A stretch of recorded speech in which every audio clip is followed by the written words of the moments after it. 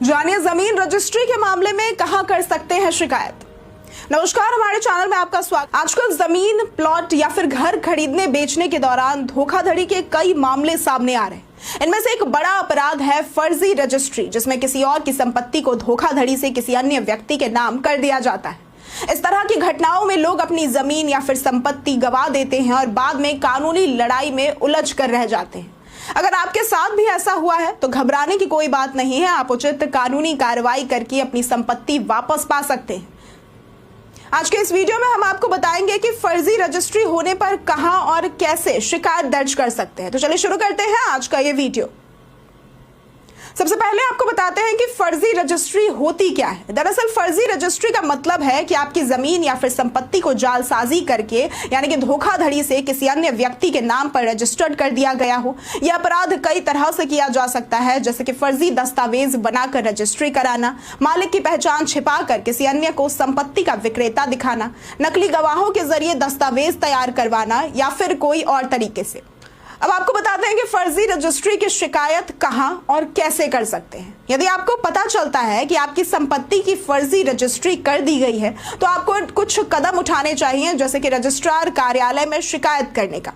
सबसे पहले आपको अपने क्षेत्र के रजिस्ट्रार या फिर सब रजिस्ट्रार कार्यालय में जाकर शिकायत दर्ज करनी चाहिए। रजिस्ट्रार के पास यह अधिकार होता है कि वो किसी भी फर्जी रजिस्ट्री को रद्द कर सकते हैं।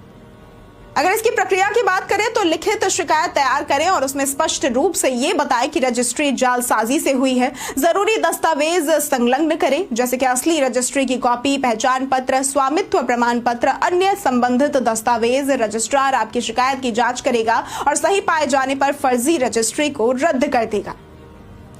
दूसरा तरीका है सिविल कोर्ट में मुकदमा दर्ज करने का। अगर आपकी संपत्ति किसी अन्य व्यक्ति के नाम पर कर दी गई है तो आप सिविल कोर्ट में मुकदमा भी दर्ज कर सकते हैं। सबसे पहले आपको मालिकाना हक साबित करने के लिए दस्तावेज प्रस्तुत करने होंगे। रजिस्ट्रार और पुलिस रिपोर्ट को सबूत के तौर पर पेश करना होगा। कोर्ट में संपत्ति पर दावा करें और फर्जी रजिस्ट्री को अवैध घोषित करवाने की मांग करें। तीसरा तरीका है राज्य स्टाम्प और रजिस्ट्रेशन विभाग में शिकायत करने का।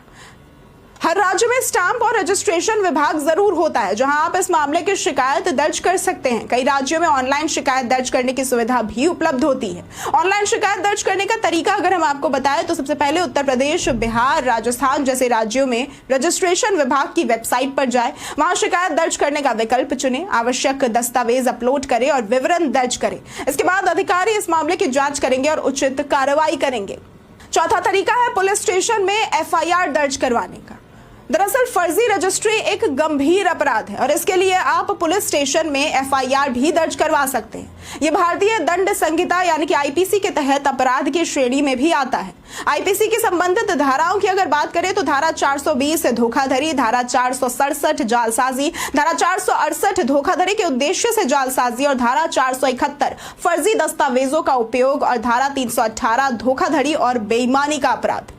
इसके लिए आपको अपने नजदीकी पुलिस स्टेशन में जाना होगा। फर्जी रजिस्ट्री से जुड़े सभी दस्तावेज और सबूत प्रस्तुत करने होंगे। पुलिस इस मामले की जांच करेगी और दोषियों के खिलाफ कानूनी कार्रवाई की जाएगी। अब आपको फर्जी रजिस्ट्री से बचाव के कुछ उपाय बताते हैं। सबसे पहला है कानूनी जांच। संपत्ति खरीदने से पहले उसकी कानूनी स्थिति की पूरी तरह से जांच करें।